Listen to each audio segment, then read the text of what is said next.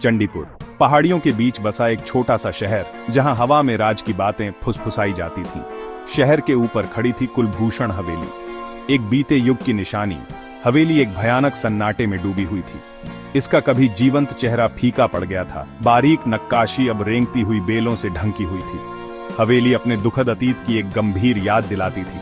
स्थानीय लोग इसकी दीवारों के भीतर होने वाली भयानक घटनाओं की बात करते थे।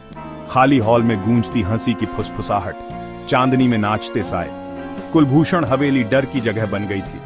हवेली एक मूक पहरेदार की तरह खड़ी थी। यह समय बीतने और इसकी दीवारों के भीतर होने वाली त्रासदियों की गवाह थी। यह एक ऐसी जगह थी जहां जीने वाले कदम रखने की हिम्मत नहीं करते थे और मृतकों को कोई शांति नहीं मिली।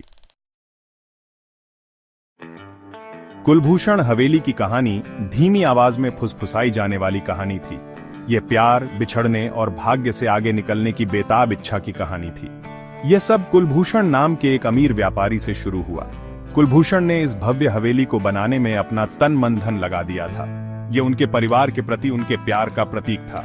हर मेहराब, हर आंगन उनकी भक्ति की कहानी कहता था। हवेली खुशी का ठिकाना होनी थी, लेकिन लगता था कि किस्मत को कुछ और ही मंजूर था। कुलभूषण की प्यारी बेटी रोहिणी की कम उम्र में ही मृत्यु हो जाने से त्रासदी हुई। उसके जाने से हवेली की रौनक फीकी पड़ गई।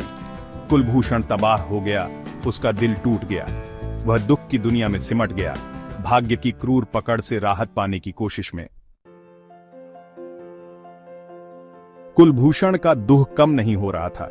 वह हवेली के खाली हॉल में घूमता रहता था। उसका दिल गम से भरा हुआ था। रोहिणी की हंसी अब गलियारों में नहीं गूंजती थी। उसकी गैर मौजूदगी उसकी आत्मा में एक निरंतर दर्द थी। दिन रातों में बदल गए, नींद गायब हो गई। कुलभूषण का गम उसे खाए जा रहा था। उसे आशा की एक किरण की तलाश में छोड़ दिया। वह अपनी बेटी की आवाज सुनने, एक बार फिर उसकी उपस्थिति को महसूस करने के लिए तरस रहा था। उसकी बेबसी बढ़ती गई, उसे एक खतरनाक रास्ते पर ले गई। उसने रहस्यवादियों और अध्यात्मवादियों से मदद मांगी। जो भी दूसरी दुनिया से जुड़ने का वादा करता था, वह इस उम्मीद से जुड़ा रहा कि वह किसी तरह जीवित और मृत लोगों के बीच की खाई को पाट सकता है। उसे क्या पता था कि सांत्वना की उसकी खोज उसे पागलपन की कगार पर ले जाएगी। कुलभूषण के दुहक की बात एक चालाक तांत्रिक तक पहुंची। उसने दुखी पिता की कमजोरी का फायदा उठाने का मौका देखा। तांत्रिक ने कुलभूषण को रोहिणी की आत्मा से बात करने का मौका देने का वादा किया। वह रहस्य की हवा के साथ हवेली में पहुंचा। उसकी आंखों में एक अजीब सी चमक थी। उसके शब्द मीठे थे, डूबते हुए आदमी को झूठी उम्मीद दे रहे थे। दुख से अंधे होकर कुलभूषण तांत्रिक की हर बात मानता गया। तांत्रिक ने प्राचीन अनुष्ठानों और शक्तिशाली देवताओं की बात की। उसने आत्माओं को बुलाने का ज्ञान होने का दावा किया। उसने कुलभूषण को अपनी प्यारी बेटी के साथ फिर से मिलने का एक ज्वलंत चित्र दिखाया, लेकिन उसके वादे एक खतरनाक भ्रम थे, एक जाल जो दुखी पिता को फंसाने के लिए बनाया गया था। भाग 5। धूर्त तांत्रिक। तांत्रिक ने कुलभूषण की बेबसी को भांपते हुए उसकी कमजोरी का फायदा उठाने की योजना बनाई। उसने दुखी पिता को एक विस्तृत अनुष्ठान की तैयारी करने का निर्देश दिया, जिसने दुनिया के बीच के पर्दे को खोलने का वादा किया। रोहिणी के साथ फिर से मिलने के लिए उत्सुक कुलभूषण ने अटूट विश्वास के साथ तांत्रिक के निर्देशों का पालन किया। उसने दुर्लभ जड़ी बूटियां, कीमती पत्थर इकट्ठा किए और प्राचीन मंत्रों का जाप किया। उसे विश्वास था कि उसकी भक्ति का फल उसे अपनी प्यारी बेटी की एक झलक के साथ मिलेगा। जैसे जैसे अनुष्ठान की तैयारी अपने चरम पर पहुंची, दिन हफ्तों में बदल गए। हवेली, जो कभी हंसी और खुशी से भरी रहती थी, अब मंत्रों के उच्चारण और धूप की खुशबू से गूंज रही थी। रोहिणी को फिर से देखने की अपनी इच्छा से ग्रस्त कुलभूषण तांत्रिक की चालों के भयावह अर्थों से अनजान रहा। भाग 6। एक पिता की बेबसी। जैसे जैसे अनुष्ठान की रात नजदीक आती गई, हवा में एक स्पष्ट तनाव भर गया। तांत्रिक के निर्देश तेजी से विचित्र और मांग वाले होते गए। उसने पूरी तरह से चुप्पी पर जोर दिया और रक्त बलिदान की मांग की।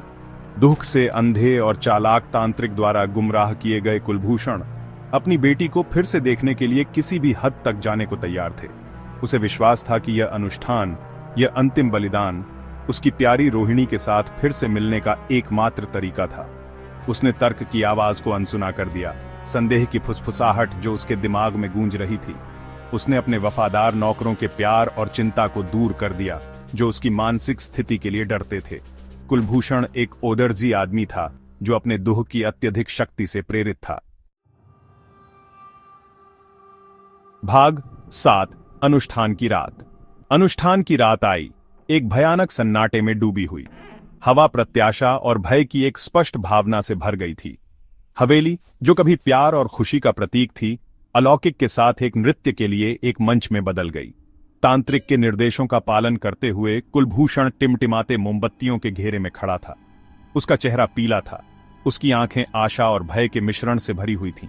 उसने एक औपचारिक खंजर पकड़ रखा था, उसका हाथ थोड़ा कांप रहा था। तांत्रिक धीमी कर्कश आवाज में मंत्रोच्चार करने लगा। हवा भारी हो गई, धूप और उम्मीद के भार से भारी हो गई। मोमबत्तियों की लपटें बेतहाशा नाच रही थीं, दीवारों पर अजीबोगरीब साए डाल रही थीं। हवेली ने अपनी सांस रोक रखी थी, अज्ञात के लिए तैयार। भाग 8 रोहिणी का प्रकोप। अचानक एक खून जमा देने वाली चीख ने सन्नाटे को तोड़ दिया। तांत्रिक के धोखे और अपने पिता के गलत कार्यों से क्रोधित रोहिणी की आत्मा उनके सामने प्रकट हुई। उसका अलौकिक रूप एक अंधी रोशनी से धड़क रहा था। जैसे ही रोहिणी के क्रोध ने उसकी नींव हिला दी, हवेली कांप गई। उसने तांत्रिक पर प्रहार किया। उसकी आवाज दर्द और विश्वासघात का एक स्वर थी। अपने ही झूठ के जाल में फंसा तांत्रिक उसके क्रोध के आगे कांप उठा। अपनी बेटी की आत्मा की कच्ची शक्ति को देखकर कुलभूषण पछतावे से भर गया। उसे दिल दहला देने वाली स्पष्टता के साथ अपने कार्यों की मूर्खता का एहसास हुआ। वह दुहक से अंधा हो गया था। तांत्रिक के झूठ से छेड़खानी की गई थी। उसने उसे थामे रखने की अपनी बेताब कोशिश में रोहिणी की यादों के साथ विश्वासघात किया था। भाग 9 भूतिया हवेली। तांत्रिक अपनी शक्ति से छीन लिया गया और रोहिणी के रोष से भस्म हो गया। एक भीषण अंत से मिला। उसकी चीखें हवेली में गूंज उठीं और फिर एक भयानक सन्नाटे में गायब हो गईं। रोहिणी अपना बदला पूरा करके अपने पिता पर अपनी उदास निगाहें फेर ली। टूटा हुआ और पछतावे से भरा हुआ कुलभूषण अपनी बेटी की माफी मांगता रहा। रोहिणी की आत्मा उदास रोशनी से झिलमिलाती हुई उसकी ओर पहुंची। भूतिया धुंध में गायब होने से पहले उसके गाल से एक आंसू लुढ़क गया। उस दिन से कुलभूषण हवेली डर और आश्चर्य की जगह बन गई। स्थानीय लोगों ने इसकी दीवारों के भीतर अजीबोगरीब घटनाओं के किस्से सुनाए।